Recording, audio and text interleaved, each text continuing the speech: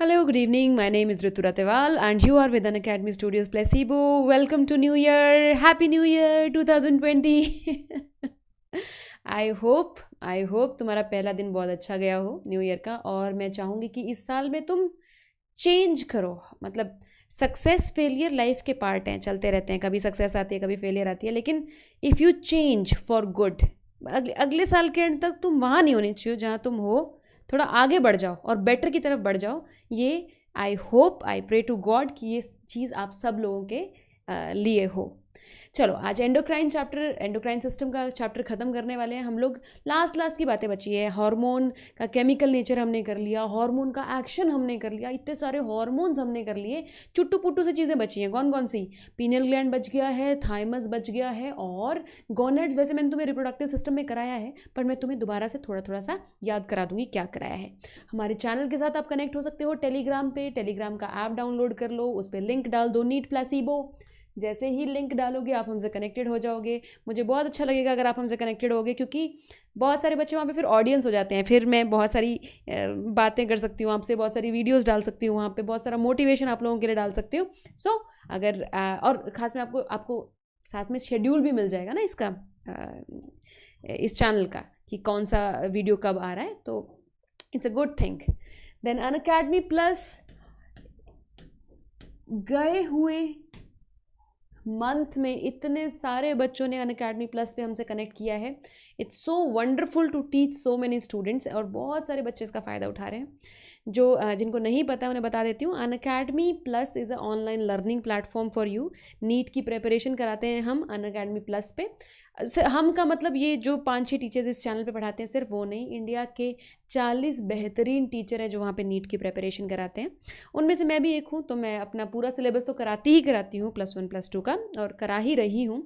साथ में बहुत सारे कोर्सेज चलाती हूँ वहाँ पे, जैसे कि अभी क्रैश कोर्स चल रहा है मेरा। तो क्रैश कोर्स में क्या है कि हम जल्दी चैप्टर निपटाने की कोशिश कर रहे हैं, ताकि तुम्हारा within up to 3 months तुम्हारा बायोलॉजी एक बार कंप्लीटली रिवाइज हो जाए।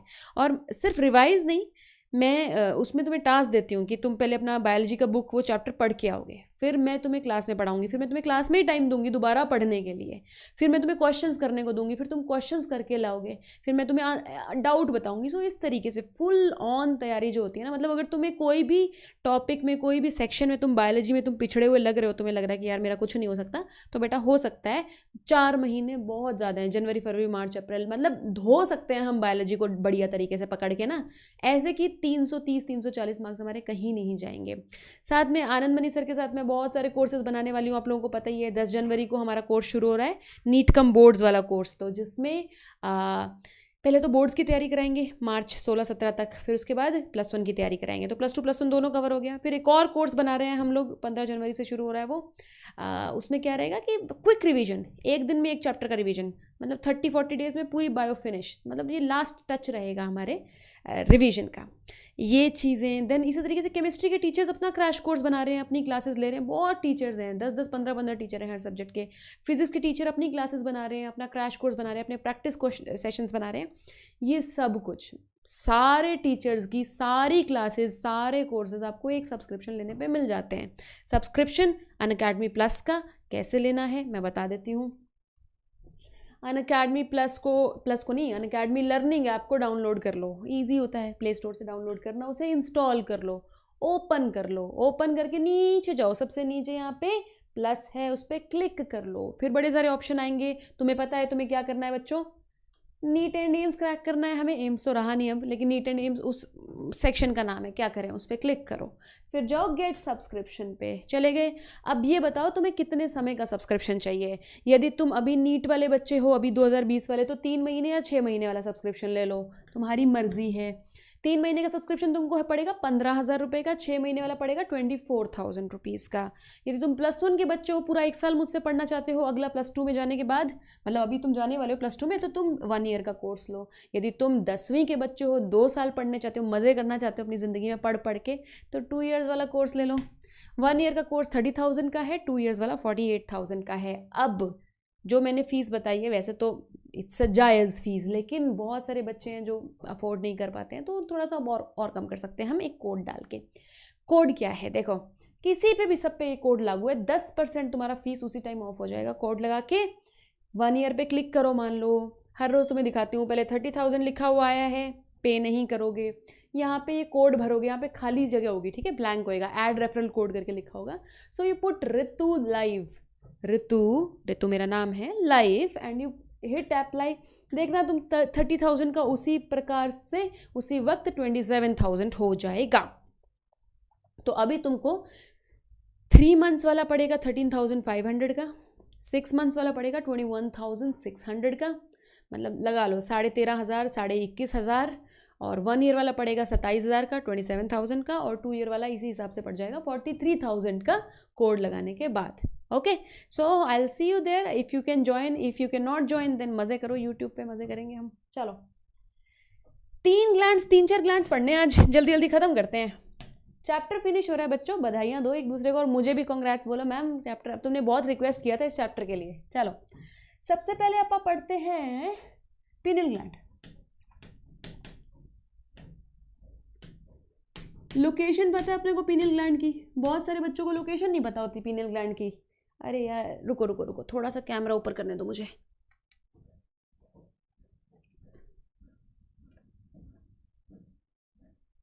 वेट,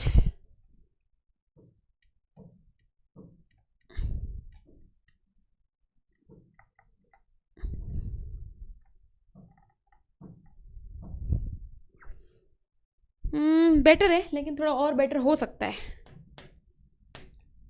थोड़ा नीचे लिख लेते हैं, यहाँ लिखा जाए।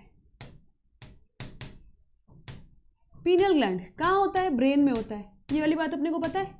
अपने ब्रेन में 4 ब्रेन में अपन ने 3 हार्मोन्स वाले ग्लैंड पढ़ लिए हैं। कौन कौन से? Hypothalamus, pituitary and pineal. 3 hormonal glands सिर्फ तुम्हारे ब्रेन में मिल रहे हैं बच्चों। अच्छा, इस चैप्टर में तो वो भी है, GIT, ANF, वो वाला पार्ट भी है। चलो उसके लिए अलग से क्लास बनाएंगे। देखो याद करो, ये होता है सेरिब्रम। सेरिब्रम के अंदर यहाँ पे 3rd वेंट्रिकल होता है, याद है 3rd वेंट्रिकल? 3rd वेंट्रिकल के नीचे वाली साइड यहाँ पे हाइपोथैलेमस लगा होता है। हाइपोथैलेमस के यहाँ नीचे पिट्यूटरी लगा होता है, याद है? सेरिब्रम में ये 3rd वेंट्रिकल है, 3rd वेंट्रिकल के नीचे यहाँ पे हाइपोथैलेमस लगा होता है। अगर तुमने मेरी ब्रेन वाली क्लास लगाई तो तुम लोगों को ये बात पता है। उसके नीचे पिट्यूटरी होता है। 3rd वेंट्रिकल के बैक साइड पे ना, 3rd वेंट्रिकल के बैक साइड पे यहाँ पीनियल ग्लैंड लगा होता है इस तरीके से। तो मतलब 3rd वेंट्रिकल ये पूरा 4 ब्रेन का पार्ट है ना, तो 4 ब्रेन में लोकेशन है इसकी। 4 ब्रेन के बैक साइड पे लगा होता है पीनियल ग्लैंड, बैक साइड पे लगा होता है, ठीक है। अब इसको हमारे शास्त्रों में कहा गया है तीसरी आंख। तो बड़ा सुनने में अजीब लगता है, इसको तीसरी आंख इसलिए कहा जाता है, 3rd आई जो शिवजी भगवान की यहाँ पे बनाते हैं ना 3rd आई, ये actually it is pineal gland. Of course it's not here, it is inside, but Shivji भगवान की ज़्यादा डेवलप्ड होगी तो यहाँ पे बना देते हैं। So it is made up of neural tissue. Neural tissue का बना होता है वो, बहुत सारा न्यूरोग्लिया मिलता है इसमें, और एक स्पेशल सेल्स मिलते हैं सिक्रेटरी सेल्स जिनको बोलते हैं pinealocytes I think, but you don't need the name, आपको नाम नहीं चाहिए। करता क्या है पीनियल ग्लैंड, वो बात है। Pineal gland releases a hormone called melatonin। Melanin और मेलाटोनिन में बहुत ज़्यादा फर्क है, प्लीज़ कंफ्यूज नहीं करना। मेलानिन अपना स्किन कलर है, जो पर काले कलूटे या गोरे चिट्टे होते हैं वो मेलानिन की वजह से होते हैं। ज़्यादा मेलानिन तो काले हो गए, कम मेलानिन तो गोरे हो गए। बालों में ज़्यादा मेलानिन तो ब्लैक हो गया, कम बालों में मेलानिन तो रेड बाल हो गए, ब्लॉन्ड बाल हो गए, ठीक है। सब मेलानिन का खेल है, ये सुंदरता कुछ नहीं है, सब मेलानिन है, ठीक है। Melatonin is different. मेलाटोनिन आपकी नींद, स्लीप वेक साइकिल को रेगुलेट करता है। आप कितनी देर सोते हो, कितने बजे सोते हो, कितने घंटे सोते हो, ये मेलाटोनिन मतलब डिसाइड करेगा। अब तुम लोग मैम ये तो हम डिसाइड करते हैं, बेटा आप ना अपनी मेलाटोनिन की प्रोडक्शन को ना मॉडिफाई कर देते हो। जैसे कुछ बच्चे रात को पढ़ना शुरू कर देते हैं तो उनको रात को नींद कम आनी हो जाती है, वो ये बॉडी अडेप्ट कर जाती है, मेलाटोनिन तब कम रिलीज होने लग जाता है। लेकिन अगर एक नॉर्मल इंसान की बात करें जो कि रात को सोता है बहुत आराम से, उसकी बॉडी में रात होते होते, अंधेरा होते होते मेलाटोनिन की प्रोडक्शन बढ़ जाती है। जब हम सोए होते हैं तो हमारी बॉडी में 10 टाइम्स ज़्यादा मेलाटोनिन प्रोड्यूस हो रहा होता है नॉर्मल सिचुएशन के कंपैरिजन में जब हम जागे होते हैं। फिर हमारे जैसे जैसे दिन आता जाता है, सुबह आती जाती है, वैसे मेलाटोनिन कम होता जाता है। स्लीप से उठने से जस्ट पहले बहुत कम हो जाता है मेलाटोनिन, इसलिए हमारी नींद खुल जाती है। हम अपने अलार्म लगा के उठते हैं आजकल, वो एक अलग बात है, बट अगर नेचुरली उठें तो हम ऐसे उठते हैं। अब मेलाटोनिन नींद कैसे लाएगा, अगर तुम लोग को याद हो, वैसे ये तुम्हारे नीट में इसमें नहीं है, एनसीईआरटी में नहीं है कि नींद कैसे लाएगा, but I tell you, if you remember there is something called mid brain, यहाँ पे मिड ब्रेन है, there is something called pons, there is something called medulla. Mid brain, pons और मेड्यूला, ये तीनों एक लाइन में होते हैं, याद है? इन तीनों को क्या बोलते हैं मिला के? Brain stem. थोड़ा थोड़ा याद होगा ना, ब्रेन स्टेम अपन ने बात करी हुई है, अगर नहीं पता तो भैया पता कर लो, ब्रेन स्टेम तो नीट का सिलेबस है, एनसीईआरटी में दिया हुआ है। सो ये जो डंडी है ये ब्रेन स्टेम है, ये मिड ब्रेन, ये पॉन्स, ये मेड्यूला। अब याद करो, जो ब्रेन स्टेम है उसमें ग्रे मैटर भी होता है और उसमें वाइट मैटर भी होता है। याद करो, नीचे स्पाइनल कॉर्ड से ट्रैक्ट ऊपर जा रहे हैं, एक्सॉन्स ऊपर जा रहे हैं, प्लस एक्सॉन्स ऊपर से नीचे आ रहे हैं, तो वाइट मैटर है बहुत सारा। इसको बोलते हैं हम असेंडिंग ट्रैक्ट्स, जो ऊपर स्पाइनल कॉर्ड से जो ऊपर न्यूरॉन्स के एक्सॉन आ रहे हैं उनको असेंडिंग ट्रैक्ट कहते हैं। फिर जो यहाँ पे सेरिब्रम से नीचे एक्सॉन्स जा रहे हैं उनको डिसेंडिंग ट्रैक्ट्स कहते हैं, तो वाइट मैटर हो गया। साथ में यहाँ पे बहुत सारा ग्रे मैटर भी होता है। यहाँ पे तुम्हें याद करो, मेड्यूला में बहुत सारे न्यूक्लियस होते हैं, रेस्पिरेटरी राइम सेंटर होता है, कार्डियोवैस्कुलर न्यूक्लियस होता है, वॉमिटिंग सेंटर होता है, कफिंग सेंटर होता है, हिकअपिंग सेंटर होता है, स्नीजिंग सेंटर होता है। याद करो कितने सारे सेंटर होते हैं, है ना? फिर याद करो यहाँ पे पॉन्स में एपन्यूस्टिक सेंटर होता है, न्यूमोटैक्सिक सेंटर होता है। अगर तुमने मेरी क्लासेस ध्यान से लगाई हैं तो बेटू जी अभी तक तुमको इतनी नॉलेज होनी चाहिए जो मैं पीछे बता रही हूँ। अगर तुमको इतनी नॉलेज नहीं है मतलब तुमने मेरी पूरी क्लासेस नहीं लगाई हैं यूट्यूब पे, और अगर यूट्यूब पे भी पढ़ रहे हो ना तो भी इतनी बातें तो पता होनी चाहिए, ठीक है? तो क्लासेस लगाना शुरू कर दो, जो नए बच्चे हैं जिन्होंने नहीं लगाया, शुरू से ह्यूमन फिजियोलॉजी उठाओ, पढ़ना शुरू कर दो, सब कुछ समझ में आएगा क्या बोल रही हूँ मैं अभी। अब याद करो, ये वाइट मैटर और ये ग्रे मैटर रास बनाते हैं, याद है? This intermixing of white and gray matter, if you remember, it forms something called RAS, Reticular Activation System। और RAS हमारी कॉन्शियसनेस को कंट्रोल करता है। अगर तुम्हें मेरा ब्रेन वाला चैप्टर याद है, देखो अगर ये नहीं भी पता होगा ना पीनियल ग्लैंड वाले कॉन्टेक्स्ट में तो कोई बात नहीं, तुम सीधा भी पीनियल ग्लैंड के फंक्शन कर सकते हो, but I am telling you कि पीनियल ग्लैंड का जो मेलाटोनिन है ये एक्शन कैसे करता है, इसलिए ये बात बता रही हूँ। RAS controls your consciousness,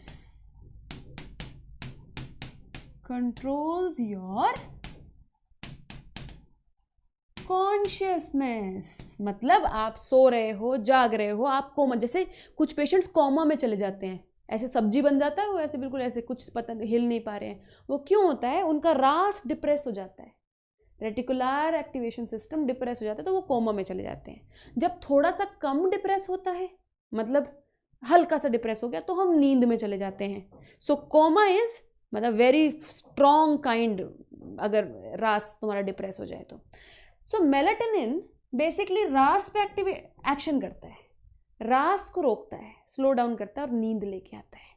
so melatonin का एक फंक्शन जो तुम्हें समझ में आया, अच्छा ये समझ में आ गया जो मैंने अभी बताया, बोलो हाँ जी, बोलो ये समझ में आ गया प्यारे बच्चों? संजय जोशी, संजय जोशी हर जितना टाइम होता है उतना ही कराती हूँ यार, क्या करूँ? Neurosecretory cell, nuclear neurosecretory cell किसे कहेंगे? अरे निहित वाइंस, देखो न्यूरोसेक्रेटरी सेल्स वो सेल्स होते हैं जो कि होते तो न्यूरॉन्स हैं लेकिन वो हार्मोन सिक्रीट करने लग गए हैं, तो उनको न्यूरोसेक्रेटरी सेल्स कह देते हैं, ठीक है? न्यूक्लियाई कुछ नहीं होता, group of neural cell bodies को न्यूक्लियाई कह देते हैं। न्यूरॉन्स की सेल बॉडीज जहाँ इकट्ठी पड़ी हो ना उनको न्यूक्लियाई कह देते हैं। समझ में आ गया? वेरी गुड, वेरी गुड मेरे प्यारे बच्चों। हाँ बिल्कुल, अरे साइमन पीटर कितना अच्छा क्वेश्चन पूछा है। साइमन पीटर पूछ रहा है कि RAAS और RAS में फ़र्क है क्या? बिल्कुल फ़र्क है बेटा। RAAS किडनी में पढ़ते हैं आप, याद करो।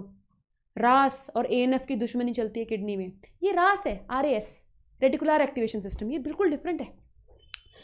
RAAS कब बनता है? जब आपकी बॉडी में पानी की कमी हो जाती है तो रास एक्टिवेट हो जाता है, RAAS वाला, ये अलग है। ओके, अब पीनल ग्लैंड के फंक्शन देख लेते हैं आप, आओ। एक तो मैंने तुम्हें बता ही दिया,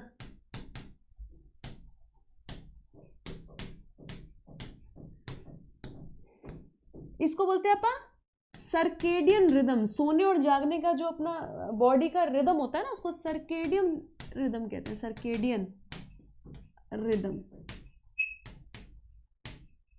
इसी को ही 24 आवर स्लीप वेक साइकिल कहते हैं। क्या समझे? स्लीप वेक साइकिल कहते हैं। इसी को ही डायूर्नल रिदम कहते हैं। तो अलग अलग वर्ड्स से डरना नहीं है, बात वही है। अच्छा, पीनल ग्लैंड ना, अब ये तो तुम्हें एक फंक्शन तो तुम लोगों को समझ में आ ही गया। पीनल ग्लैंड बहुत बड़ा चोर है बच्चों, इतना बड़ा चोर है ना, मतलब इतने फंक्शंस चुराता है ये दूसरे हार्मोन्स के। मतलब दूसरे हार्मोन्स के कितने फंक्शंस हैं, ये कहते हैं सब कुछ तो मैं ही कर लूंगा, सब फंक्शन मुझे ही दे दो, बस तुम क्या ही करोगे करके। इतनी बकवास करता है ये। देखो, पहली बात, कंट्रोल्स या helps in controlling body temperature, helps in maintaining या अफेक्ट्स बॉडी टेम्परेचर लिख दो, ज्यादा सबसे सही है। Affects body temperature. अब देखो, बॉडी टेम्परेचर मेंटेन करना किसका काम है? हाइपोथैलेमस का काम है। हाइपोथैलेमस का काम चुरा लिया एक तो ये चोर। अगली बात सुनो, affects menstrual cycle and puberty, ये किसका काम है?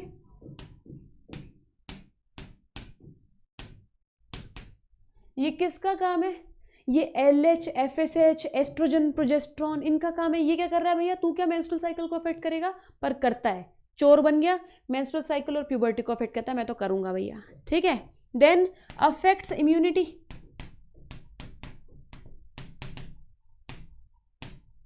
क्या बकवास है यार। इम्यूनिटी को अफेक्ट कौन करता है?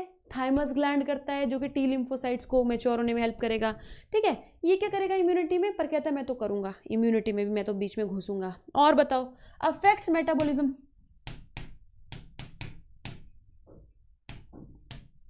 अब मेटाबॉलिज्म को कौन अफेक्ट करता है? थायराइड ग्लैंड करता है। थायराइड ग्लैंड का भी फंक्शन हड़पने की कोशिश कर रहा है कि यार मैं करूंगा। तुम समझ रहे हो? बहुत ही हड़पू किस्म का इंसान है यार ये, जो मिलता है सब हड़पने की कोशिश करता है। Affects immunity, affects metabolism, affects menstrual cycle, affects body temperature, affect circadian rhythm, तो चलो इसका खुद का ही फंक्शन है। सो नीट में तुम्हें जब भी ऐसा क्वेश्चन दिखे, द हार्मोन विच अफेक्ट्स, इतनी सारी चीज़ें अगर कोई हार्मोन अफेक्ट कर रहा है ना, मतलब अनरिलेटेड चीज़ें, नींद के साइकिल को अफेक्ट कर रहा है, मेटाबॉलिज्म को अफेक्ट कर रहा है, सेक्सुअल साइकिल्स को रेगुलेट कर रहा है, और एक और तो मैंने बताया नहीं, स्किन पिगमेंटेशन।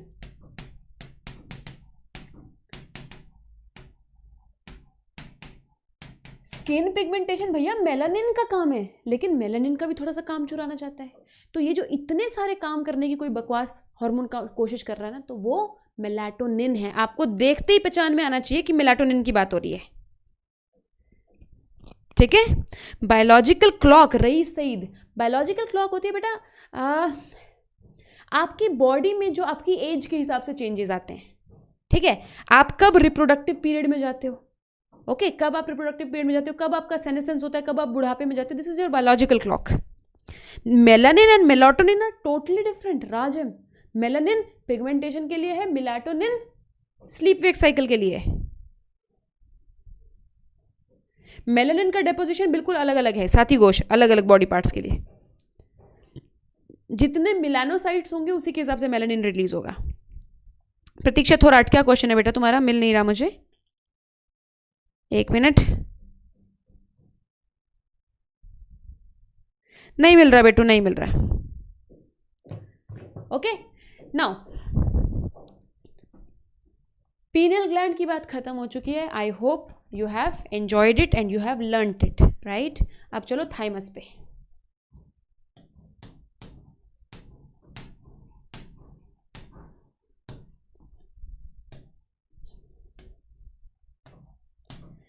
याद करो मेरे प्यारे बच्चों, ये मदन लाल है, मदन लाल है, ये मदन लाल के लंग्स हैं, ये मदन लाल के लंग्स हैं। थोड़ा सा और दूर बनाना चाहिए था लंग्स मुझे, यहाँ पे दिस इज लंग्स।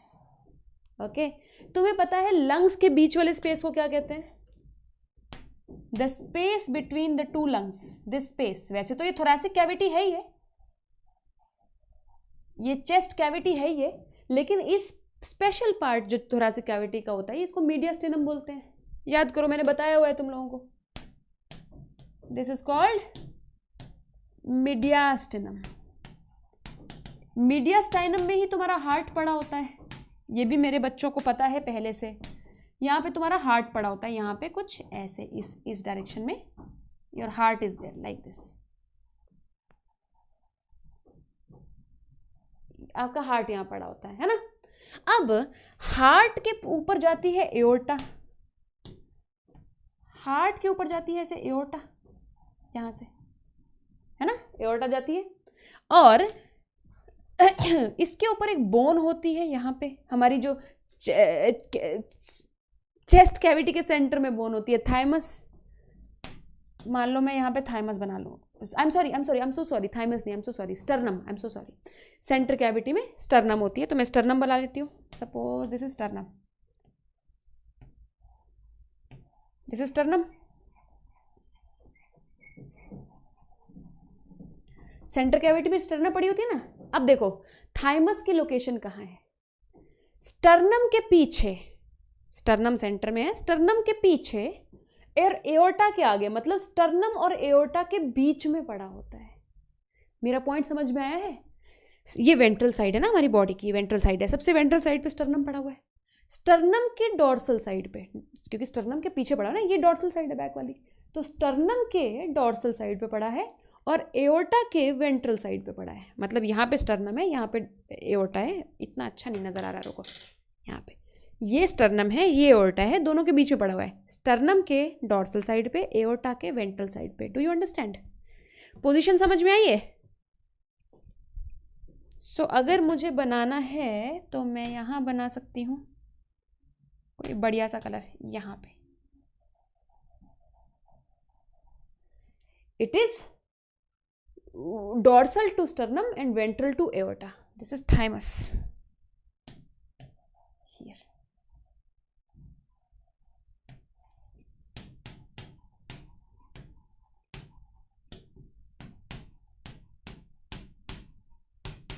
ये एनसीईआरटी में दिया हुआ है इसलिए इंपॉर्टेंट है।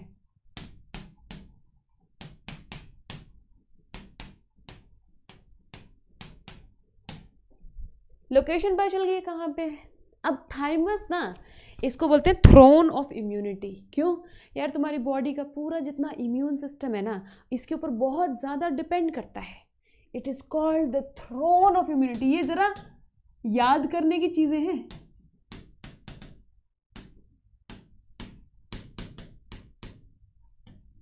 थ्रोन ऑफ इम्यूनिटी, ठीक है। थ्रोन ऑफ इम्यूनिटी क्यों कहते हैं? आओ देखो, ये वाली चीज़ नोट कर लिया तुम लोगों ने? नोटेड? आगे चलो। हाँ मेरे प्यारे बच्चों, what fixes thymus on its place? अरे अरे अरे अरे यार, सब जगह कनेक्टिव टिश्यू है ना। देखो, connective tissue is the connecting tissue. किसी भी चीज़ को किसी चीज़ से कनेक्टिंग करना है तो कनेक्टिव टिश्यू रहेगा। नहीं, सेल साइकिल नहीं पढ़ाया बेटा मैंने अभी। कुछ दिनों में मदन लाल बहुत मोटा हो गया, हम सभी हो रहे हैं, क्या करें। मदन लाल भी खाता है, पीता है और पढ़ता है, एक्सरसाइज नहीं करता ना। आओ चलो देखो, रेड बोन मैरो से, ये रेड बोन मैरो है मान लो, this is your bone. Bone के एंड में रेड बोन मैरो होता है, यहाँ पे रेड बोन मैरो पड़ा होता है ना। ये हमारी ब्लड वेसल है।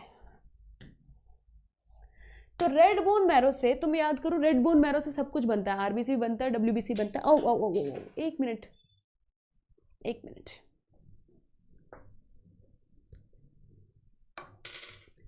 Fine fine, now fine. सुनो, आरबीसी भी बनता है, डब्ल्यूबीसी बनता है, वो भी बनते हैं, क्या कहते हैं, प्लेटलेट्स भी बनते हैं। डब्ल्यूबीसी, ल्यूकोसाइट्स में एक स्पेशल टाइप का डब्ल्यूबीसी होता है, लिम्फोसाइट। ये वाली बात तुम लोगों को पता है।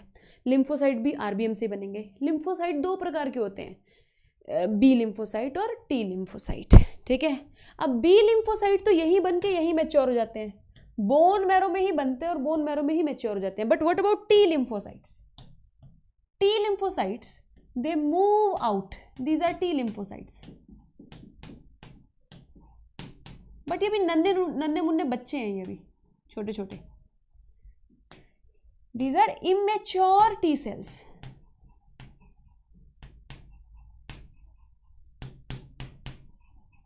इमेच्योर टी सेल्स ये यहां से निकलते हैं, बी लिम्फोसाइट तो वहीं पे मैच्योर होंगे, टी लिम्फोसाइट इमेच्योर निकल जाएंगे। और ये निकल के कहां जाएंगे? ब्लड से निकल के they will go to thymus. Suppose this is thymus, ठीक है। थाइमस वैसे इस शेप का नहीं होता, बायलोब स्ट्रक्चर होता है, बट मैं बना नहीं रही हूं क्योंकि अपनी एनसीईआरटी में स्ट्रक्चर नहीं दिया हुआ। थाइमस में जाएंगे, थाइमस में इनकी होगी अग्नि परीक्षा, बहुत गंदी डंडा परेड होती है इनकी। जितने टी लिम्फोसाइट्स आते हैं उसका बहुत ही कम परसेंट थाइमस में मैच्योर हो पाता है, बाकी सब टी लिम्फोसाइट्स मर जाते हैं। एक्चुअली देखो, T lymphocytes are suppose to recognise foreign antigen, बाहर के एंटीजन रिकॉग्नाइज करने के लिए टी लिम्फोसाइट्स को ट्रेन किया जा रहा है ना, कि बैक्टीरियल एंटीजन आए तो वो पहचान ले, है ना, कोई और वायरल एंटीजन आए तो पहचान ले। तो टी लिम्फोसाइट्स को यहाँ पे ट्रेन किया जाता है थाइमस में with the help of a hormone. यहाँ से हार्मोन निकलता है जिसको बोलते हैं thymosin. Thymosins are actually a group of hormones, एक सिंगल हार्मोन नहीं है, ग्रुप ऑफ हार्मोन्स है। ये हार्मोन्स टी लिम्फोसाइट्स को प्रिपेयर करते हैं आगे आने वाली जंग के लिए, जो हमारी बॉडी को फाइटिंग फोर्स चाहिए ना टी लिम्फोसाइट की, उसके लिए प्रिपेयर करते हैं। और इसके प्रकोप से ज़्यादातर टी लिम्फोसाइट्स मर जाते हैं थाइमस में। Most of them die, only very very less percentage of T lymphocytes survive and become functioning T lymphocytes, ठीक है। देखो, जो भी टी लिम्फोसाइट ना अपनी बॉडी के खुद के सेल्स को पहचानने लगता है ना, रिकॉग्नाइज करने लगता है, उसको मार दिया जाता है, क्योंकि you are not suppose to recognise your own antigens, नहीं तो ऑटो इम्यूनिटी हो जाएगी ना। सो ऐसे टी लिम्फोसाइट को मार देंगे। जो टी लिम्फोसाइट बिल्कुल सही काम कर रहा है, सिर्फ बैक्टीरियल एंटीजेंस के ऊपर अटैक कर रहा है, सिर्फ वायरल एंटीजन के ऊपर अटैक कर रहा है, सिर्फ वही जिंदा रहेगा। So with the help of these chemicals यहाँ पे टी लिम्फोसाइट्स मर्द बनते हैं। आते बच्चे हैं बट दे बिकम, पता नहीं ये तो बाबा ही बन गया, बट मैं मर्द बनाना चाहती थी। These are mature T lymphocytes.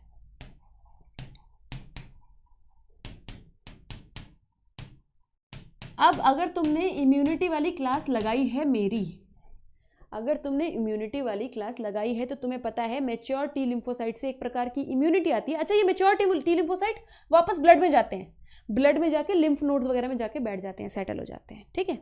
अब इनसे एक प्रकार की इम्यूनिटी आती है जिसको बोलते हैं सेल मीडिएटेड इम्यूनिटी। अगर तुम लोगों को याद है तो दे इम्पार्ट सेल मीडिएटेड इम्यूनिटी। सो कभी कभी ऐसा क्वेश्चन आया था कि सेल मीडिएटेड इम्यूनिटी के लिए कौन सा ऑर्गन बहुत ज़्यादा इंपॉर्टेंट है? That is thymus. अगर थाइमस ना होता तो ये इमेच्योर टी सेल्स कभी भी मैच्योर टी सेल्स में कन्वर्ट ना होते और कभी भी हमें सेल मीडिएटेड इम्यूनिटी नहीं मिलती। ज़्यादा जानने के लिए कि सेल मीडिएटेड इम्यूनिटी क्या होती है, मेरे पिछले लेक्चर्स देखो जो इम्यूनिटी वाले, नहीं यहाँ तो मैंने शायद करवाया ही नहीं है ना, इम्यूनिटी यूट्यूब पे नहीं कराया, वो प्लस पे देखने पड़ेंगे तुम लोगों को, ठीक है। अब ज़्यादातर बच्चे गलती क्या करते हैं इसमें, हमको ये वाली बात सबको पता है जितनी मैंने बताई है। गलती ये करते हैं, हमें लगता है कि सिर्फ it helps in maturation of T lymphocytes, so it affects only cell mediated immunity, but the other kind of immunity that is given by B lymphocytes, यहाँ पे बी लिम्फोसाइट्स भी बन रहे हैं ना जो यहीं पे मैच्योर हो रहे हैं, देख यहाँ पे मान लो some other cells are also coming here, but ये मैच्योर ही आ रहे हैं, these are mature cells, these are mature B lymphocytes.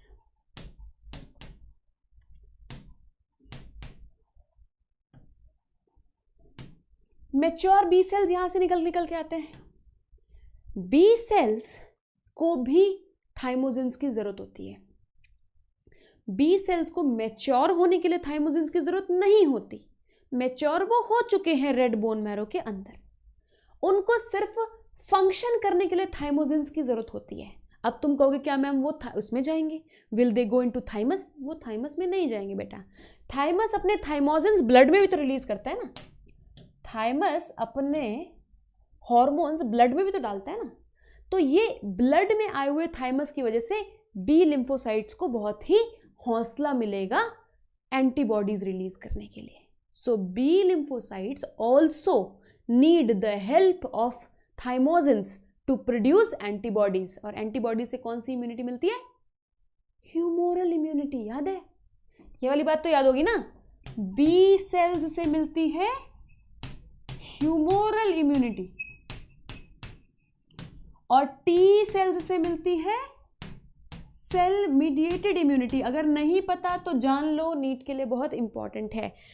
पूरा कंक्लूजन क्या था जो मैंने अभी तुम्हें बात बताई? कंक्लूजन ये था that thymosins are required for proper functioning of both CMI as well as humoral immunity. दोनों के लिए ही थाइमोसिन्स चाहिए, लेकिन अलग अलग तरीके से।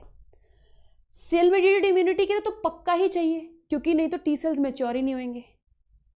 ह्यूमोरल के लिए चाहिए क्योंकि बी सेल्स एंटीबॉडी सही तरीके से प्रोड्यूस नहीं कर पाते अगर थाइमोसिन्स उनको नहीं मिलते तो। So both the immunities will be stopped if you don't give them thymosins. Am I clear with this part? Am I clear with this part? Happy new year Ipsita. ठीक है, सेल साइकिल। नितिश, अगला सेल साइकिल देखती हूँ अगर हो सका तो। इतनी बात समझ में आ गई है मेरे प्यारे बच्चों? कितना मेलाटोनिन सिक्रीट होता है भैया? मैंने नहीं नापा कितना मेलाटोनिन सिक्रीट होता है। प्रिया, प्रतिमा, नहीं चाहिए भैया? ओके। अच्छा, when you eat why you sleep in afternoon. अच्छा, प्रतीक्षा का बहुत एक अच्छा क्वेश्चन है। मेरे को लगता है ये तुम्हारा उससे पीनल ग्लैंड से रिलेटेड क्वेश्चन है। प्रतिष्ठा पूछ रही है कि मैम दोपहर को नींद क्यों आती है खाना खाने के बाद? तब तो मेलाटोनिन नहीं इंक्रीज होता ना बॉडी में। It's a good question. Actually में इसका रीज़न है ब्लड फ्लो से। जब हम खाना खाते हैं तो बहुत सारा ब्लड हमारी स्मॉल इंटेस्टाइन के आसपास पूल हो जाता है, क्योंकि उसे वहाँ से एब्जॉर्ब करना होता है फूड। ओके, सो मैंने ये पढ़ा है कहीं पे, पता नहीं सुना है। आई am not sure if it is the right explanation, but शायद मैंने कहीं पढ़ा ही है, आई डोंट रिमेंबर।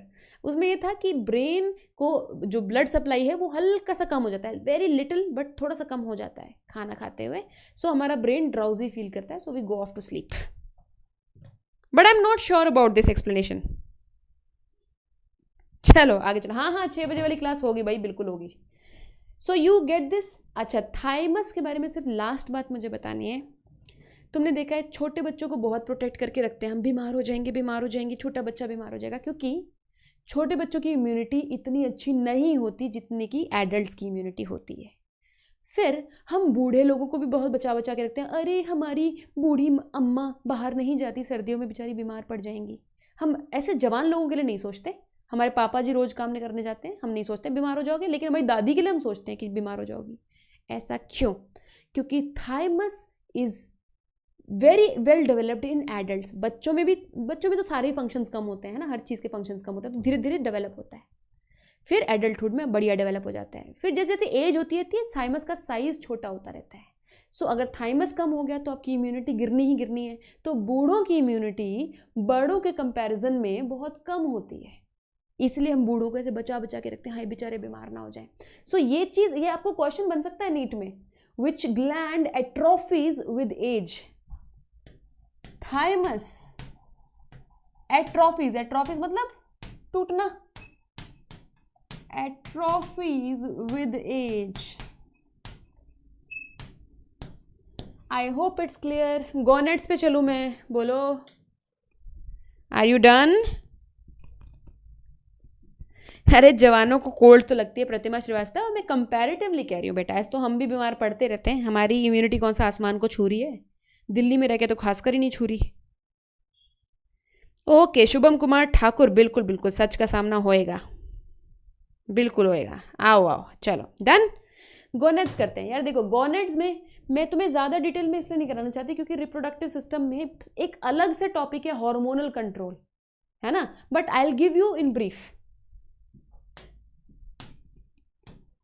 गोनेड्स,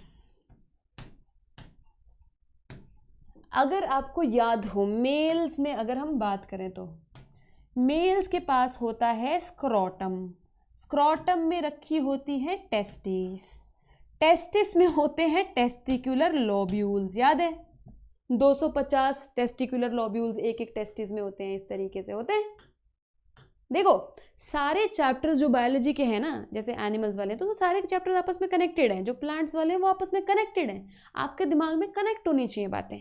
अगर एक चैप्टर से दूसरा चैप्टर कनेक्ट नहीं हो रहा ना बेटा आपके दिमाग में, तो हमारी तैयारी अच्छी नहीं है। Everything is connected in biology, at least I don't know about physics and chemistry. So देखो आपको ये चीज़ जैसे मैं पूछती हूँ ना, आपके दिमाग में आना चाहिए, हाँ वो पढ़ा था, ऐसे था ऐसे था। मैं बहुत बार बताती हूँ ये वाली बात, दोबारा बता रही हूँ, बायोलॉजी में फाइट इस बात की नहीं है कि आपको आउट ऑफ सिलेबस कितना आता है। बायोलॉजी में फाइट इस बात की है कि आपको एनसीईआरटी में से 38 के 8 चैप्टर्स की हर बात लर्न है कि नहीं है। फाइट ये है कि एक समय में सारी चीज़ें लर्न होनी चाहिए। एक समय में ये नहीं कि 10 चैप्टर लर्न है 10 भूल गए पिछले वाले, ये फाइट है। तो अपना अपना मेमोरी बनाने की कोशिश करो, अच्छा उस चैप्टर में ये पढ़ा था, अच्छा ये पढ़ा था, और कनेक्ट करके रखो आपस में, तब 3 मई को सब कुछ याद रह पाएगा। ठीक है, याद करो 250 टेस्टिकुलर लोब्यूल्स थे। अब ये लोब्यूल्स को जरा मैं बाहर निकाल लेती हूँ एक को, ये लोब्यूल थोड़ा इनलार्ज करके दिखा दूँ, यहाँ पे लोब्यूल दिखा दूँ, ये टेस्टिकुलर लोब्यूल है। ठीक है, लोब्यूल में याद करो यहाँ पे सेमिनिफेरस ट्यूब्यूल्स थी कटी हुई, है ना। एक ही बना लेती हूँ सेमिनिफेरस ट्यूब्यूल ताकि इजीली समझ में आ जाए। ये लोब्यूल है, लोब्यूल के अंदर याद करो बच्चों ऐसे ट्यूब्स पड़ी होती थी, सेमिनिफेरस ट्यूब्यूल पड़ी होती थी जो कि स्पर्म बनाती है। तो ये कटी हुई सेमिनिफेरस ट्यूब्यूल है, it is a cut section of seminiferous tubule, this is lobule, है ना। अब याद करो इसके बाहर यहाँ पे सेल्स होते थे जिनको कहते थे लेडिग सेल्स, लेडिग सेल्स, इन्हीं को इंटरस्टिशियल सेल्स भी कहते थे, इंटरस्टिशियल सेल्स भी कहते थे। These are the cells which will get affected by pituitary hormones. यहाँ पे इस बंदे की पिट्यूटरी है ना, पिट्यूटरी से पिट्यूटरी कट गई बट कोई बात नहीं, पिट्यूटरी से 2 हॉर्मोन्स निकल रहे हैं जिनको गोनाडोट्रोफिन्स कहते हैं, जो कि गोनाड्स पे एक्ट करने के लिए बेताब बैठे हैं। कौन से 2 गोनाडोट्रोफिन्स होते हैं ह्यूमंस में, याद करो, LH and FSH, luteinizing hormone and follicle stimulating hormone. अब देखो LH का नाम छोटा है ल्यूटिनाइजिंग हार्मोन, FSH का नाम बड़ा है फॉलिकल स्टिमुलेटिंग हार्मोन। तो LH हमेशा से ना डिप्रेशन में रहता था कि यार मेरा नाम बहुत छोटा है, मेरे को मज़े नहीं आते। तो LH को हम एक बड़ा नाम दे देते हैं मेल्स के केस में, क्या बोलते हैं, ICSH, interstitial cell stimulating hormone, precisely because they stimulate interstitial cells. LH को, यहाँ से LH निकल के आया है, LH को ही ICSH भी कहते हैं, इंटरस्टिशियल सेल स्टिमुलेटिंग हार्मोन। और अपन याद करना जिसका छोटा नाम था उसका बड़ा नाम है, FSH का नाम नहीं रख देना ये, ठीक है। ये यहाँ पे आके इसको स्टिमुलेट करता है। Of course this when get stimulated it releases lot of testosterone, right, androgens, let's call them androgens. Androgens पूरा ग्रुप है, एंड्रोजन्स का मेन एंड्रोजन टेस्टोस्टेरोन है। सो यहाँ से कुछ तो टेस्टोस्टेरोन अंदर चला जाएगा, यहाँ पे क्या कराएगा, स्पर्म फॉर्मेशन कराएगा। टेस्टोस्टेरोन के बिना स्पर्म फॉर्मेशन नहीं हो सकता ना तो छोटे छोटे बच्चे स्पर्म प्रोड्यूस कर रहे होते हैं। क्यों आप एक एज के बाद ही स्पर्म प्रोड्यूस करते हो, प्यूबर्टी के बाद, क्योंकि आपका टेस्टोस्टेरोन लेवल बढ़ जाता है। Testosterone is majorly responsible for sperm production. अगर टेस्टोस्टेरोन नहीं है तो स्पर्म प्रोडक्शन नहीं हो सकता। The people who are they have less testosterone are generally they suffer from oligozoospermia, मतलब लेस स्पर्म काउंट, या azoospermia, no sperm count. So testosterone का एक फंक्शन यहाँ पे स्पर्म फॉर्मेशन है इसके अंदर, सेमिनिफेरस ट्यूब्यूल के अंदर। Then testosterone will also go in blood, it will go in blood and it will have lot of effects on the complete body। ये आप स्क्रीनशॉट ले सकते हैं इसका, ताकि मैं आपको फिर आगे बताऊं।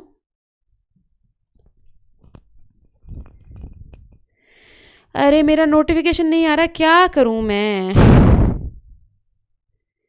तो तुम लोगों को मैं क्या बोलती हूँ, बिल्कुल बिल्कुल सुबह लक्ष्मी साहब आपको कोई नहीं रोकेगा क्रैश कोर्स ज्वाइन करने से। आप आज ही क्रैश कोर्स ज्वाइन कर सकते हो। अभी मैंने 2-3 चैप्टर्स कराए और आज चौथा चैप्टर खत्म कर दिया मैंने। एनिमल टिश्यू हमारा खत्म हो चुका है। आज मैंने कॉकरोच भी खत्म कर दिया वहाँ पे पढ़ा के। सो आप उसकी रिकॉर्डेड सेशन देख लेना एनिमल टिश्यू और कॉकरोच का। कल से मैं नेक्स्ट चैप्टर शुरू करा रही हूँ। कल डाउट सेशन होगा और नेक्स्ट चैप्टर शुरू करूँगी।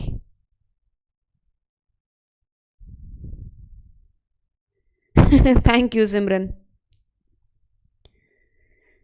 Okay now listen to me. Testosterone में जब जब ब्लड में जाएगा तो हमें पता है लड़कों के ऊपर क्या इफेक्ट होता है टेस्टोस्टेरॉन का। तुमने देखा ही होगा लड़के प्यूबर्टी से पहले ऐसे करे होते हैं, हाँ जी मैम, यस मैम, मैं आंसर दूंगा। छोटे छोटे बच्चे होते हैं 8वीं 9वीं क्लास में, फिर एकदम से 10वीं में जाके गर्मियों की छुट्टियों के बाद आते हैं लड़के, हाँ जी मैम टॉयलेट करने चला जाऊँ। एकदम से लड़कों की हाइट बढ़ जाती है, आवाज़ मोटी हो जाती है, ऐसे दाढ़ी आने लगती है, पिंपल्स होने लगते हैं उनके मुंह पे। हमें लगता है भाई ये इंसान गया था, ये क्या बन के आ गया गर्मियों की छुट्टियों के बाद। That is all testosterone. Testosterone has a very strong effect on the male body. It has lot of, masculizing effect. Testosterone पहला तो स्पर्मेटोजेनेसिस कराता है, ये अपने को पता है, स्पर्म फॉर्मेशन कराता है। और बताओ क्या करेगा? जो जो पहले अपने को दिख रहे हैं फीचर्स अपन वो लिख लेते हैं। आप फालतू की बातें बाद में पढ़ेंगे जो अपने को नहीं पता। दाढ़ी मूछें बढ़ रही हैं, facial hair, pubic hair, axial hair. Facial, pubic, axial hair, ठीक है। हेयर आ जाते हैं बॉडी में बहुत सारे। फिर लड़कों की मसल्स बड़ी होती हैं लड़कियों से। मतलब लड़कों की यार वैसे भी मसल्स स्ट्रांग होती हैं, बोन्स स्ट्रांग होती हैं भैया, biologically they are stronger than us. क्या करें भैया, अब ये बात तो एक्सेप्ट करनी पड़ेगी। देखो इससे ये नहीं हम नारेबाजी नहीं करेंगे। Girls are equal to boys, girls are equal to boys in mental strength, girls are not equal to boys in physical strength. Why? Because testosterone has a very strong anabolic effect. You know what anabolic effect is? Anabolic effect होता है कोई चीज़ बढ़ाने वाला, grow करने वाला, छोटी छोटी चीज़ जोड़ के कोई बड़ी चीज़ बनाने वाला। जैसे छोटे छोटे अमाइनो एसिड को जोड़ के प्रोटीन बना दिया। Anabolic effect on bones and muscles, ये बहुत तगड़ा इफेक्ट है टेस्टोस्टेरॉन का, तभी तो लड़के इतने स्ट्रांग होते हैं। देन टेस्टोस्टेरॉन का आरबीसी प्रोडक्शन पे बहुत इफेक्ट होता है। अगर आपका टेस्टोस्टेरॉन का प्रोडक्शन बढ़िया है तो आपका आरबीसी काउंट बढ़िया होगा। आरबीसी प्रोडक्शन को इंक्रीज कराता है, ठीक है। और बताओ, सेंट्रल नर्वस सिस्टम पे एक्ट करता है, एक्ट्स ऑन सीएनएस। अब सीएनएस पे क्या एक्ट करेगा? देखो सीएनएस पे एक्ट करेगा all sexual desires, male sexual desires they come from testosterone. अगर टेस्टोस्टेरॉन नहीं है so there will be no desires, अगर टेस्टोस्टेरॉन है तो डिजायर्स विल बी देयर। कैसे सीएनएस पे अफेक्ट करता है? अब देखो अपनी सारी थॉट्स ब्रेन से ही आती हैं, है ना, और तो कहीं से आती नहीं है। सो जो सेक्सुअल डिजायर्स हैं वो भी ब्रेन से ही जनरेट होंगी with the help of testosterone. Libido, libido क्या है? लिबिडो मेल सेक्सुअल या सेक्सुअल डिजायर को भी बोलते हैं बेटा। लिपिडो लिखने लगी थी मैं, लिबिडो। और बताओ कुछ याद आ रहा है टेस्टोस्टेरॉन का और function? Maintenance of sexual organs, maintenance of sexual organs इसी का ही काम है। इरेक्शन इसी का ही काम है। बिना टेस्टोस्टेरॉन के कोई इरेक्शन नहीं है। Okay, so this is pretty much it. Are we done? चलो आगे। अच्छा, टेलीग्राम पे कौन सा ग्रुप है? हाँ, मैंने कब बोला? क्या बोलते रहता है अंकित सिंह? क्या बोला मैंने? हाँ, अरे वॉइस वाला रह गया यार। वोकल कॉर्ड्स को मोटा करता है ये। सो बॉयज की आवाज़ हमेशा लो पिच्ड वॉइस होती है, लो पिच्ड वॉइस। वॉइस की स्पेलिंग गलत है, VOICE। मैंने ये कहा अंकित सिंह कि लड़कियां लड़कों के बराबर होती हैं मेंटल स्ट्रेंथ में, ये नहीं कहा है ज़्यादा होती हैं। कुछ भी हैं। और जिस दिन मन करेगा ना, जिस दिन मूड होगा, इरिटेट हो रखी होंगी मैं लड़कों से, तो फिर ये भी कहूँगी होती हैं लड़कियां ज़्यादा स्ट्रांग होती हैं mentally. Okay, PC, PC YouTuber, check on Google what is excel hair. Okay okay, we are done almost. Crash course की फीस कितनी है? क्रैश कोर्स की अलग से फीस नहीं होती बेटा, प्लस के सब्सक्रिप्शन की फीस होती है। प्लस का सब्सक्रिप्शन लोगे तो क्रैश कोर्स भी लगाओ, रेगुलर कोर्स भी लगाओ, नॉर्मल कोर्सेज भी लगाओ, और टीचर्स के कोर्स भी लगाओ, कुछ मर्जी लगाओ। तो प्लस सब्सक्रिप्शन की फीस 3 महीने की 13,500 है यदि आप मेरा कोड यूज़ करते हो तो ऋतु लाइव, और 6 महीने की 21,600 रुपये है अगर आप कोड डालते हो तो। ठीक है, चलो खत्म हो गया।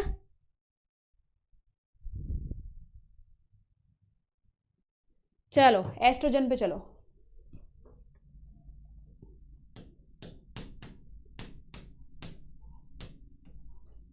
या फीमेल सेक्स हार्मोन्स लिखना चाहिए था, एस्ट्रोजन तो गलत लिख दिया, फीमेल सेक्स हार्मोन लिखना चाहिए था।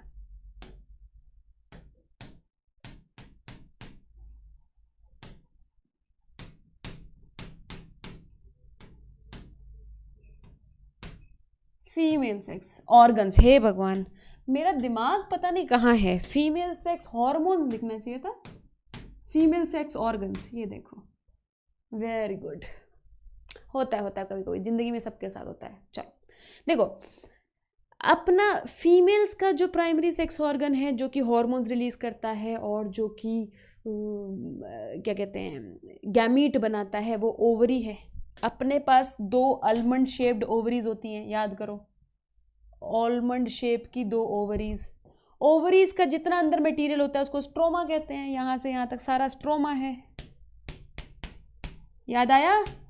अंदर वाले को मेड्यूला कहते हैं जो किसी काम का नहीं है, और बाहर वाले को कॉर्टेक्स कहते हैं जो हमारे मतलब का है। कॉर्टेक्स में यहाँ पे याद करो बच्चों, ऐसे करके सेल्स होते हैं और इनके बीच में एक ओवम डेवलप हो रहा होता है। ये ओवम डेवलप हो रहा है। इस पूरे स्ट्रक्चर को, ये जो साथ वाले इसकी सखियां सहेलियां हैं जो कि ओवम को बड़ा होने में, ग्रो करने में हेल्प कर रही हैं, जैसे राजकुमारियां नहीं ग्रो होती, प्रिंसेसेस ग्रो होती हैं अपनी पूरा सर्कल ऑफ दासियों के साथ, बिल्कुल ऐसे होता है ओवम का। ये ओवम होता है सेंटर में, साथ में ग्रेनुलोजा सेल्स होते हैं, इसको फॉलिकल बोलते हैं, we call it the follicle, है ना। फॉलिकल हमेशा हमें इसमें मिलती है, कॉर्टेक्स में मिलती है, और ये हमारा डेवलपिंग ओवम है।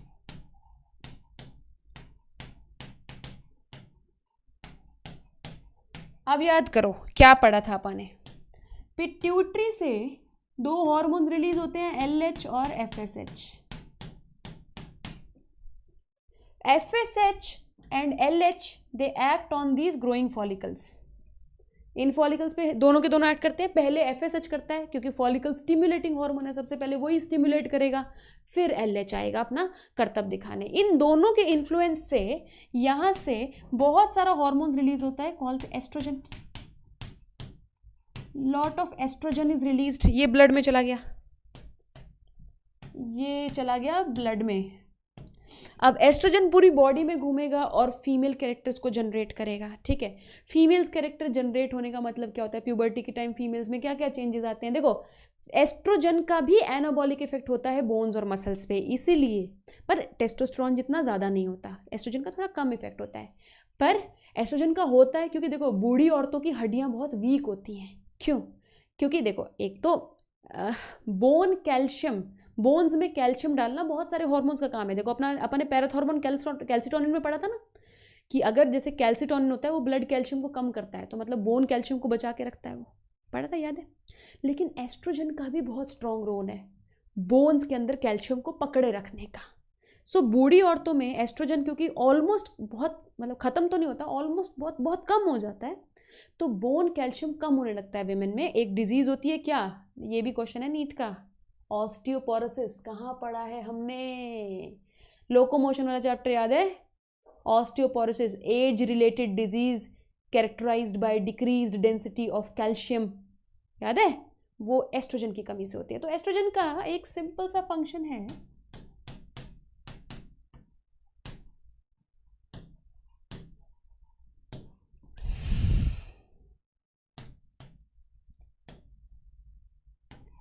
Anabolic effect.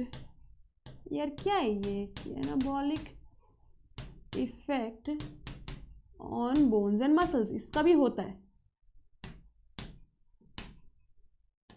और बताओ फेमिनाइजिंग कैरेक्टर्स क्या क्या लाता है एस्ट्रोजन आपकी बॉडी में, क्या क्या चेंजेस आते हैं। एक देखो, प्यूबर्टी से पहले लड़के लड़कियां एक जैसे दिखते हैं, लड़की के बॉय कट कर दो, शर्ट पहना दो। लड़की, मैं ऐसी थी जब मैं छोटी थी, तो मैं कहीं जाती थी मार्केट में, तो मुझे बहुत ही ना बेइज्जती फील होती थी, क्योंकि मैं छोटी तो थी लेकिन मैं फिर भी मैं सोचती थी कि मैं लड़की जैसी दिखनी चाहिए। मेरे डैडी मेरे बॉय कट करा देते थे, तो मुझे ना लोग बुला बुला के पूछते थे, बेटा तुम लड़का हो कि लड़की हो, तो मुझे बहुत ही गंदा लगता था बट ये रियलिटी ऐसे होता है, पता नहीं मेरे साथ तो बहुत ही होता था। सो प्यूबर्टी के बाद ऐसा नहीं हो सकता, because there are lot of changes in the female body which differentiate them from males, जैसे कि डेवलपमेंट ऑफ ब्रेस्ट्स,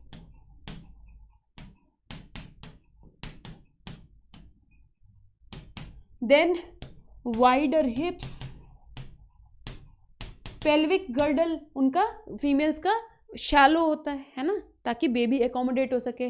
देन हिप्स उनके हैवियर होते हैं, जस्ट वही बेबी को एकोमोडेट करने वाली चीज़ होती है। सब ये एस्ट्रोजन के कमाल है। Then high pitched voice,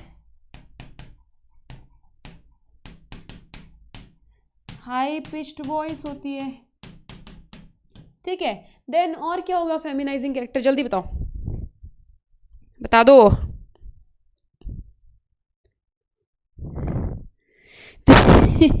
okay, high pitch voice हो गया, डेवलपमेंट ऑफ मेमोरी ग्लैंड्स हो गया, और क्या हो गया, बिगिनिंग ऑफ मेंस्ट्रुअल साइकिल, बिल्कुल बिल्कुल।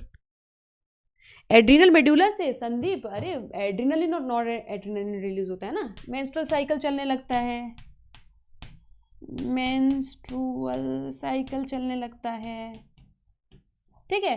तो ये बेसिक से मुझे जो याद आ रहे हैं अभी एस्ट्रोजन के इफेक्ट हैं। आप पीछे आओ, देखो याद करो, ये एस्ट्रोजन रिलीज करती रहती है, फिर एक टाइम आता है जब ये फट जाती है, याद करो, यहाँ फट जाती है ना, ये ऐसे करके फट जाती है, आके फट के ये अपना ओवम रिलीज कर देती है, यहाँ पे ओवम रिलीज कर देती है ना, ओवम रिलीज करती है।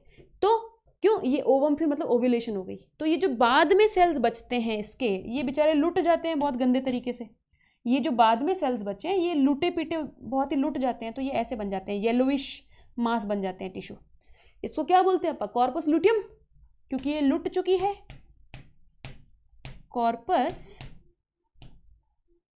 लुटियम। इसको ऐसे याद करना है अपन ने, ऐसे याद करना है, जिसका ओवम लुट गया वो कॉर्पस लुटियम बन गया। Then corpus luteum starts to secrete another hormone called progesterone in blood. अच्छा, ये तो मैं भूल ही गई, एस्ट्रोजन प्रोजेस्टेरॉन का इफेक्ट यूट्राइन लाइनिंग में तो भूल ही गई। एस्ट्रोजन यूट्रस की लाइनिंग को, एंडोमेट्रियम को ग्रो कराता है, प्रोजेस्टेरॉन मेंटेन कराता है, ये तो आप भूल ही गए लिखना। Estrogen growth of uterine lining, याद करो मेंस्ट्रुअल साइकिल में पढ़ा हुआ है अपन ने, ग्रोथ ऑफ यूट्राइन लाइनिंग, ये तो अपन भूल ही गए थे। चलो, प्रोजेस्टेरॉन के अपने को वैसे बेसिक फंक्शंस पता है, लेकिन अपन दोबारा पढ़ लेते हैं। प्रोजेस्टेरॉन को प्रेगनेंसी हार्मोन भी बोलते हैं, क्योंकि ये प्रेगनेंसी के समय काफ़ी सारा रिलीज होता है बॉडी में। ये यूट्राइन एंडोमेट्रियम को टूटने से बचाता है, जिसकी वजह से यूट्राइन एंडोमेट्रियम नहीं टूटेगी तो मेंस्ट्रुअल साइकिल बंद हो जाएगा, मेंस्ट्रुएशन नहीं होगी ना, तो इसी की वजह से यूट्राइन लाइनिंग टिकी रहती है और ब्लीडिंग नहीं होती प्रेगनेंसी के time. It is called pregnancy hormone. इसका मेजर फंक्शन है मेंटेनेंस ऑफ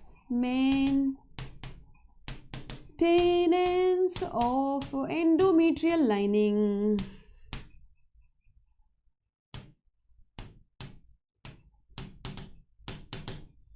तुम लोग जल्दी जल्दी डॉक्टर बन जाओ यार, जरा एमबीबीएस का एंट्रेंस क्लियर कर लो, डॉक्टर तो नहीं मतलब एंट्रेंस क्लियर कर लो, फिर मैं तुम्हें एमबीबीएस में जो ह्यूमन फिजियोलॉजी सब्जेक्ट होगा मैं तुम्हें वो पढ़ाया करूँगी, यूट्यूब पे पढ़ाना शुरू करूँगी, मुझे बहुत मन करता है पढ़ाने का। सुनो, मेंटेनेंस ऑफ एंडोमेट्रियल लाइनिंग करता है ये। देन देखो, तुमने ये बात ऑब्जर्व करी है फीमेल्स में प्रेगनेंसी के वक्त ब्रेस्ट की और भी ज़्यादा डेवलपमेंट हो जाती है ना, mammary glands grow in size during pregnancy. वो बड़े सारे हार्मोन्स का इफेक्ट होता है, एस्ट्रोजन का भी होता है, प्रोलैक्टिन का भी होता है, प्लस प्रोजेस्टेरॉन का भी होता है। Helps, HELPS, helps in growth of alveoli. Alveoli कौन से वाला है, ये मेमोरी ग्लैंड वाला एल्वियोलाई है, लंग्स वाला एल्वियोलाई नहीं है, alveoli of memory gland. During pregnancy.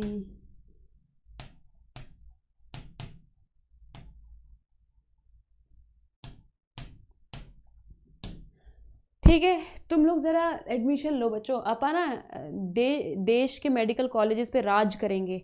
मेरे बच्चे हर मेडिकल कॉलेज में घुस जाएंगे। वैसे तो बहुत सारे घुसे हुए हैं ऑलरेडी, पर मैं चाहती हूँ इस देश में जितने बैच में जितने मेडिकल के बच्चे जाएं सब मेरे स्टूडेंट्स हों। मुझे मज़े आ जाएंगे, मेरी ज़िंदगी सफल हो जाएगी। बच्चों do it, do it, do it, I want it. मैं चाहती हूँ मैं किसी मेडिकल कॉलेज में जाऊँ, मेरा स्वागत हो ऐसे फूलों से, मैम आ गई।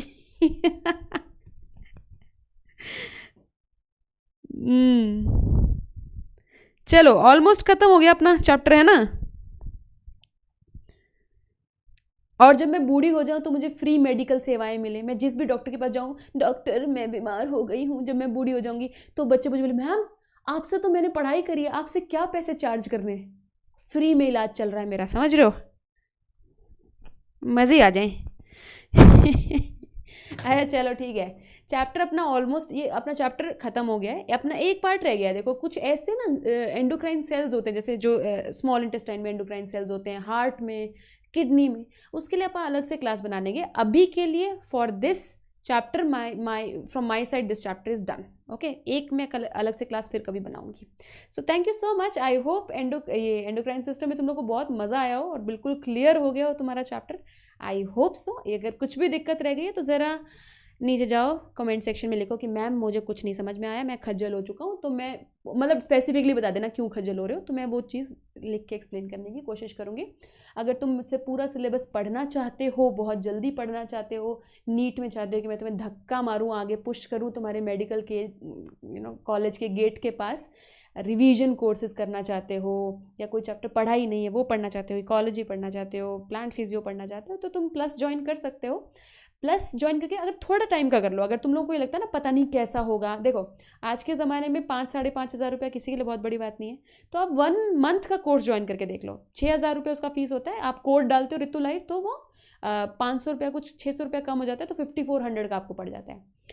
वैसे भी तो हम पैसे खर्च करते हैं इधर उधर। आप ये एक बार 1 मंथ का कोर्स लगा के देखो, आपको मज़ा आएगा। अगर आपको सही लगेगा, आपको लगेगा कि भैया बहुत ज़्यादा बेनिफिशियल है, then you decide. Okay, but it's a brilliant opportunity to learn. और मेरे कोर्सेज में आने के लिए कोड ज़रूर डाल देना Ritu live, so that you can become a part of my class. Video को लाइक कर देना, अगर वीडियो अच्छी लगी है चैनल को सब्सक्राइब कर दो अभी, ताकि मेरे सारे वीडियोस का नोटिफिकेशन तुम्हारे पास आता रहे। So I will see you at, अच्छा I will see you at 6 o'clock। 6 o'clock पे मुझे कैम साइकिल ख़त्म करना है। कैम साइकिल में C3 C4 और कैम का कंपैरिजन करेंगे अपन साइड बाय साइड रख के, और हो सका तो फैक्टर्स अफेक्टिंग फोटोसिंथेसिस भी आज कंप्लीट कर लेंगे। वी विल सी कितना कर पाएंगे। So I will see you at 6 o'clock। Thank you so much, bye bye.